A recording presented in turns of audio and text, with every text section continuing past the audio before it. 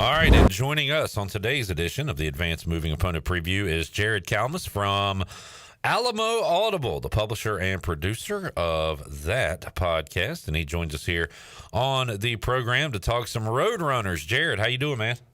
Hey, I'm doing good. Ready for some football this fall. Hope you guys are as well. Absolutely, and after last year, it can only go up for East Carolina. In fact, I'll reference the Phil Steele magazine quite a bit during these conversations. We had Phil Steele on earlier this week. He has East Carolina as his most improved team in the nation, and Jared, you hope that's right because you also hope his prediction of UTSA finishing first in the American will also come true. He did have a little caveat on that where he said Memphis is the most talented team, and there's kind of a tier, I guess, at the top with UTSA, Tulane, Memphis, but Roadrunners certainly in the mix there. I'm going to say outside looking in, a big part of that is the head coach still being there, Jeff Traylor.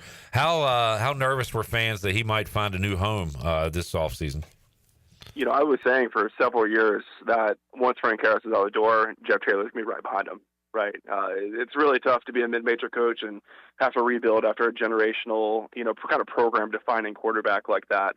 And, it seemed like Jeff had some opportunities out there. He interviewed for the A&M job. I don't think that really was going anywhere, but I think Houston was in play. And, they ended up with Willie Fritz. So I'm sure there were other opportunities for him as well. So it was a bit of a surprise to see him stick around, but he does seem pretty authentic in his love for San Antonio and kind of desire to want to build something that might last a little bit longer than him, right? And, being there for a while, help build that infrastructure up and hopefully set the program up for success, even once he does move on from San Antonio. Yeah, Jared, first things I'll look at, and a lot of folks do when kind of previewing the upcoming season of college football, what's the continuity with the coach? What's the continuity with the quarterback? So coach, check, and that's a big check for the Roadrunners. Quarterback, life without Frank Harris begins. So what do we got at quarterback this year for the Roadrunners?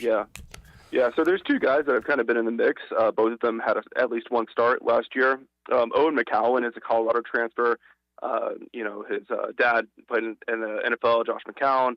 And Owen's looked really good at UTSA. He started 4 games as a true freshman at Colorado before Dion came in and actually led UTSA to a comeback victory in their first bowl win against Marshall this past season.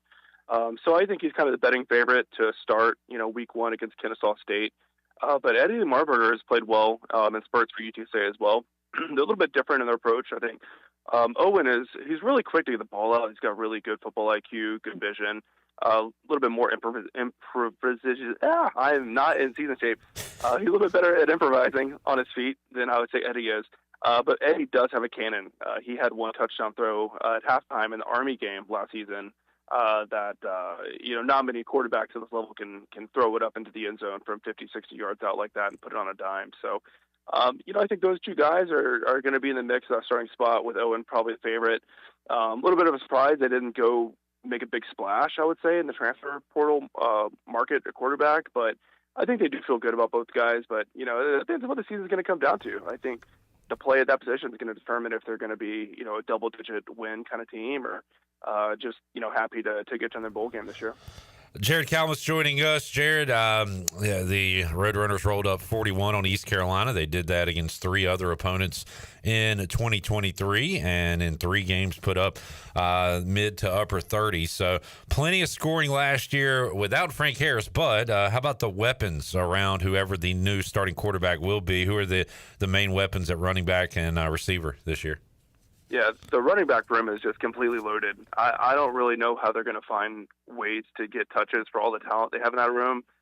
They bring back the top 3 rushers from last year, Kavorian Barnes, Robert Henry, Rocco Griffin. All 3 guys should have pretty good years, and several transfers as well that have a lot of talent, a lot of speed. Out wide, they do lose Josh Cephas. He's with the Jaguars now, but there's a chance that J.T. Clark returns. He was, one of the most talented receivers in the program until he had some pretty nasty knee injuries. So we'll see if he's able to come back and contribute this year. But there was a true freshman. Sorry, I'm blanking out, guys. I apologize. Devin McEwen last year, who had a really, really nice season. Expect to see him to take a big step forward as the number 1 target. David Amador is another freshman that played well last year. Transfer Willie McCoy And they got a couple Power 5 transfers that I think are going to make instant impacts. I think the guy that most fans are looking for is J.J. Sparkman. He's a Texas Tech transfer that played pretty well when he had opportunities there in Lubbock, but he really shined in the spring game, and he has, like, that typical X-receiver body type, 6'3", 225, can just go up and get any ball. So I think of the skill positions, they're pretty strong. Oscar Cardenas returns for another year at tight end. He's getting into that Frank Harris territory where you question if he's ever going to leave the program or not. But he's got one more year of eligibility to go. And then offensive line's looking pretty strong, pretty deep as well. So, while the experience at the quarterback position may not be what it was last year, I think if any guy can give steady play, they're going to have weapons around to put some points on the board. Jared Kalmus joining us. Jared, this is a typically high-scoring league. Hopefully East Carolina can join the rest of the American and modern-day offense this year and put up some points. But you look around, and Memphis obviously puts up a ton of points. South Florida really found their way last year. FAU had some 40, 50, 30-point games. So it's going to come down to, who can get the stop when they need to. How about that side of the ball for the Roadrunners? What about FAU's defense and the thoughts they're heading into this season? I think it's going to be a pretty strong defense for the Roadrunners. A lot of depth, especially up front. Defensive line is, they had a player arrested, so they took a small hit there, but they've got probably 9 to 10 guys that you feel really comfortable starting a game, right? And that's a huge blessing, just to have those guys fresh late in the game and have a heavy rotation. The defensive line is massive, and I feel like it's made the difference for UTSA in some wins in the past. So that should carry over. Linebackers are really strong as well. They did lose Trey Moore to transfer portal. He's at Texas now, and I saw a Texas writer say that he might be the best player on that defense this year. So obviously it's a huge loss for UTSA to lose that talent, but they do have some guys that are expected to take the next step, as far as pass rushing goes. You can't replace the talent like Trey Moore, but I do think the pass rush will be pretty solid. We did see a bit of that in the bowl game last year when Trey Moore was sitting out to transfer, and they were still able to get to the quarterback pretty effectively. As far as the question marks go, they're definitely all in the secondary. Cornerback is really, really thin. They had one guy enter the portal, brought him back out of the portal just because I think the depth wasn't there like they thought it was. So they've probably got 2 guys they feel pretty good at cornerback and kind of some question marks past that. They did bring in a 5-star, Denver Harris, ran into trouble at A&M, ran into trouble at LSU. So we'll see if he can put it all together at UTSA. Talent, no question there, obviously. And then the safety position, there's some real opportunities for guys to kind of take that Rashad Wisdom place as the leader in the secondary. Elliot Davison played well for UTSA last year. I really like a transfer from Mexico named Jamarius Lewis. So we'll see how that kind of coalesces. But, overall it should be a really good defense. And they bring back coordinator, most of the coaches as well. So should be a pretty strong year for them. Jared, I say this genuinely. I'm going to miss betting on UTSA Houston this year. I've enjoyed it the last couple years. Didn't go my way last year, if I remember correctly. A lot of turnovers by the Roadrunners last year and lost by 3 to the Cougars. Previous year, they lose in multiple overtimes to the Cougars. So that game off the schedule this year. You guys will see Army this time, I guess, in league play, as those have been some classic battles the last couple years. Looking at the non-conference, Kennesaw State, Texas State, Houston Christian, and then the headliner this year for the Roadrunners will be at Texas. So what do you think about this non-conference schedule UTSA has put together? Yeah, I think it's solid. It's very regional. Staying inside the state of Texas as long as you can is great for, guys' body being on the road.